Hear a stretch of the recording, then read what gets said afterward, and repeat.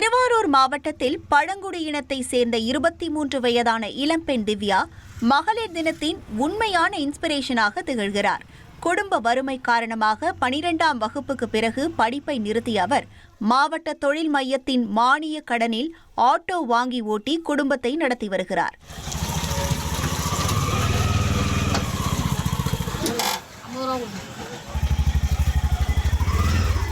மாவட்டத்தின் முதல் பழங்குடியின பெண் ஆட்டோ உரிமையாளர் மற்றும் ஓட்டுநராக உள்ள திவ்யா அதே நேரம் காவலராக வேண்டும் என்ற கனவுடன் கடந்த 3 ஆண்டுகளாக காவலர் தேர்வுக்கு தயாராகி வருகிறார்.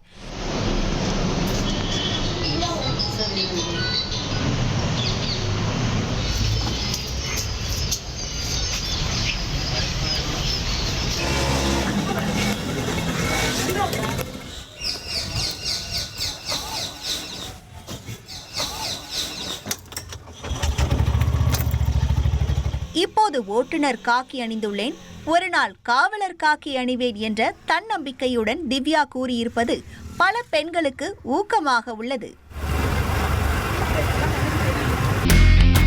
இனி செல்லும் இடமெல்லாம் செய்தி. தந்தி டிவியின் வாட்ஸ்அப் சேனலை ஃபாலோ பண்ணினா செல்லருக்கும் இடமெல்லாம் செய்தி. இதோ QR கோட், இப்பவே ஸ்கேன் பண்ணுங்க, ஃபாலோ பண்ணுங்க.